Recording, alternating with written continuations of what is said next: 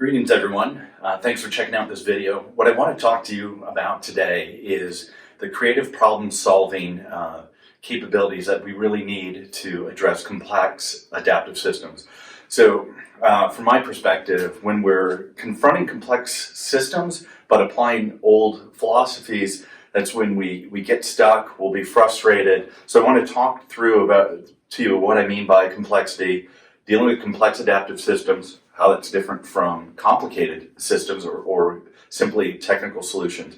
So the topics we'll cover today is technical versus adaptive. We'll also talk about transactional mindset and how that can hinder teams and organizations from driving growth and reducing risk. And then we'll talk more explicitly about the creative problem-solving capabilities that we need. So those four capabilities, just to get those out there on the table, those are really learning, innovating, collaborating, and communicating. Those are the four things that we really need to do if we're going to succeed when we're addressing complex adaptive systems. So what do I mean about complex adaptive systems? Those are really when we're looking at an ecosystem. There are many organisms that combine, maybe creating superorganisms, and they all change and they're influenced by their context. So it's not as straightforward as when we're dealing with a technical problem.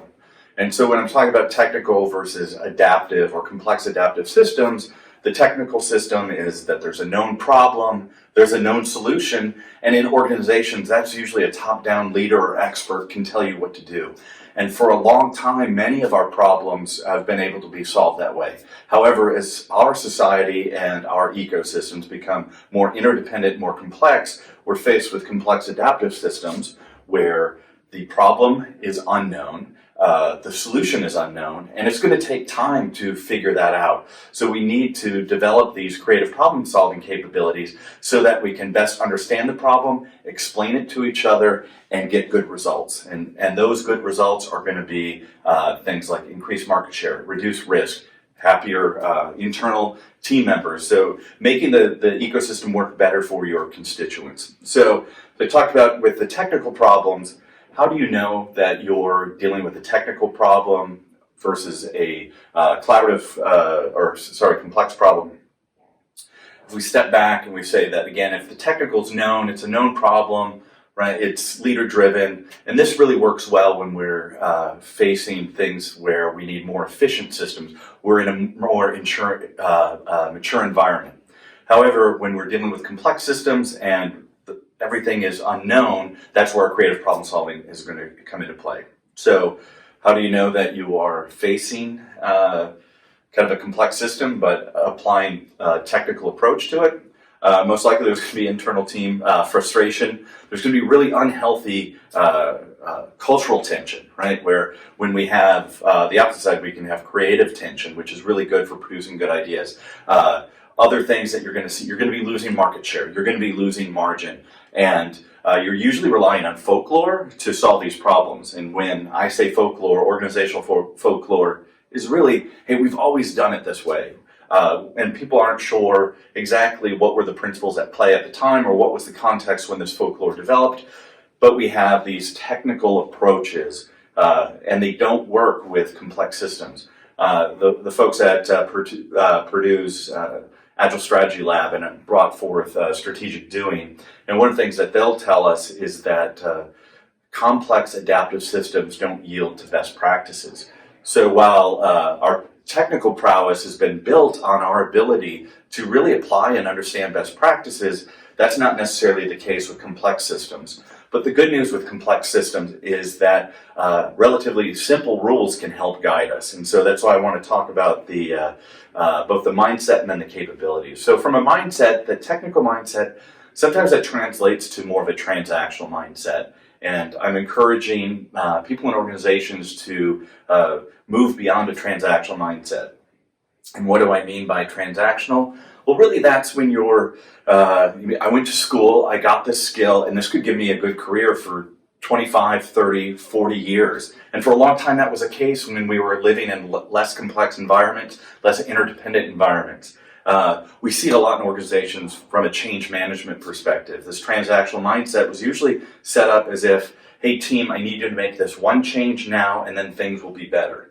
And people would make that change, and maybe things weren't better or they were better for a while. But what ends up happening is that that promise is starting to fall short, right? I did this one thing, I was supposed to get this result. We were supposed to make this change and we would be good and happier for 5-10 years. And unfortunately, with complex systems and interesting, challenging environments, it's not the case. And a lot of that frustration that we see that I mentioned when we're applying a technical approach to complex problems, what that really comes down to, a lot of times people have these hard-earned skills and they're not seeing the same results. And there are things that happen to individuals and teams that really degrade their satisfaction, maybe even their confidence in their ability to deliver. And when that's happening, as humans, we usually, unfortunately, revert back to bad habits or old habits. So then we end up digging in and doubling down on trying to apply an old solution to a new problem. So again, you're going to see frustrated teams, you're going to see unhealthy tension, you're going to see losing market share, losing margin. So business is not good, people aren't feeling good about it, and they're not quite sure where to go. So what are the benefits of developing more of a creative problem-solving mindset and cultivating that? Well, you're going to have less frustration, you're going to have healthy creative tension, you're going to be able to increase margin, you're going to be able to reduce risk, and you're going to be able to drive growth. So that's why we need to move beyond this transactional kind of mindset to really, how do we just get into developing a new muscle, right? Or muscles with the creative problem solving. And if we go back to the technical, kind of sidestepping for a second, as I mentioned, maybe it's school or skills, we get these skills and we're good for a lifetime.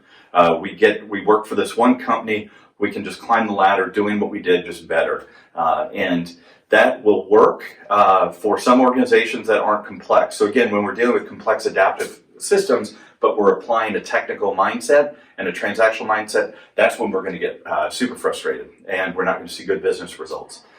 So, and some of that might be tied to kind of an availability heuristic. As humans, when we're looking at a problem, we take mental shortcuts, and sometimes those shortcuts are really related to, here's how things have always worked for me. These are basically the muscles or skills that I've used for a long time, so that's what's available through that shortcut. So then I want to use kind of the old way of doing things, the comfortable way of doing things. And what I really need to do is start to help me and my team look at a new kind of problem-solving mindset with the adaptive system. And so again, that adaptive system, problem solutions not known, it needs time and experiment to understand, explain to each other, and we need leaderless groups. So instead of top-down leadership, other people will step in at different times on being the leader, taking the lead, and that's going to have to rotate as we're sorting our way through. And that's why these creative problem-solving techniques help, because those four things are innovation, learning, collaboration, and communication. And digging into really what those are and cultivating those muscles so that we can rely on those a little bit more than a purely technical solution or transactional mindset. Innovation is really where we're going to see new things. We're breathing new life into the system. So this is like inhaling oxygen or bringing in good vitamins and minerals into your body. These are the things that will help sustain and keep us moving forward. So when we're doing the new, I won't get too deep into innovation, right? But there's like three types of innovation. It could be by observing trends and patterns. Where's the world going? Could be based on user need. We continue to talk to our customers, and here's the problem. Here's the way it might be framed.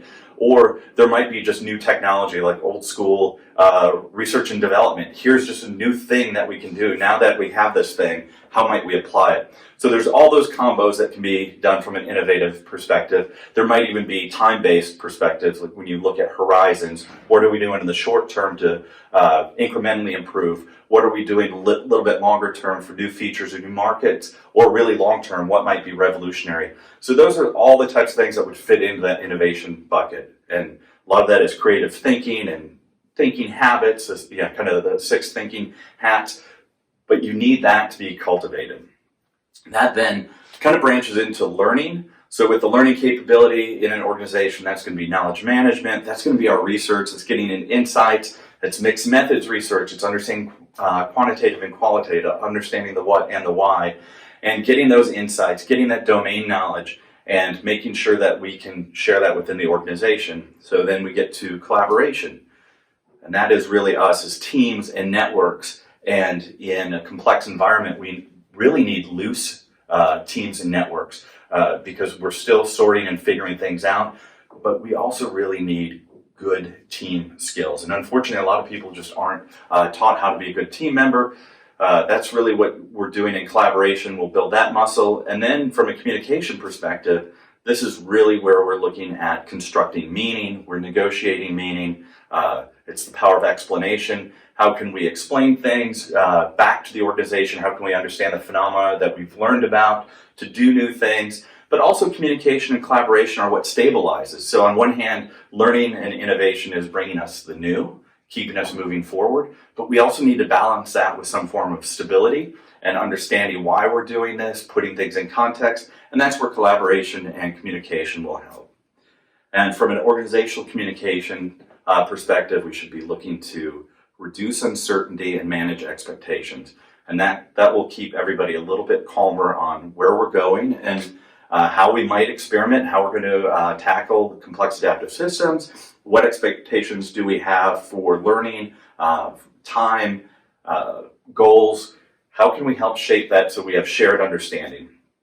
And as we're dealing with systems, all systems, whether it's a vision, a campaign, a way of life, they all kind of have a bell curve where the vision is going to be created, it's going to be raised, an identity is going to be built, it's going to be stabilized and sustained for a while, and then it will decline, right? And visions might die.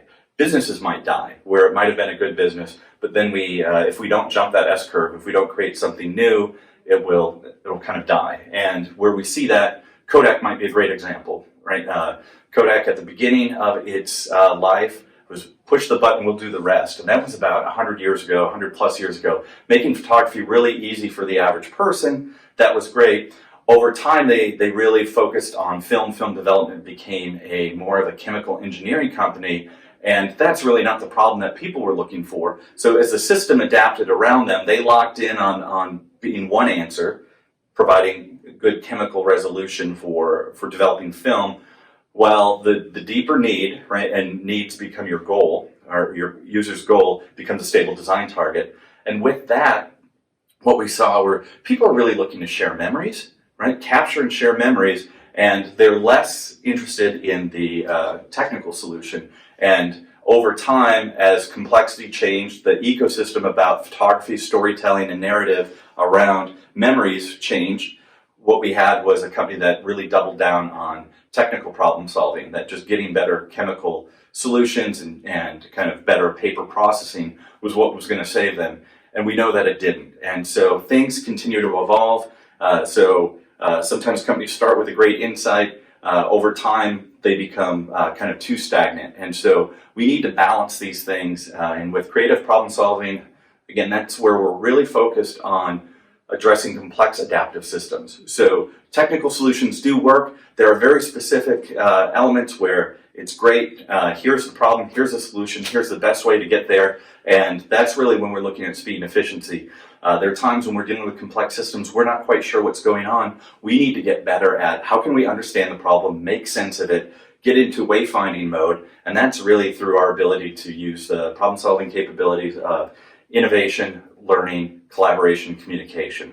Would love to talk to you more about this. If this makes sense or is interesting, let me know. Contact us here at Spark, but would love to help teams apply these creative problem-solving principles so that they might have better outcomes, reducing risk, driving growth, so that they can succeed in a complex environment. Thanks so much for your time. Catch you later.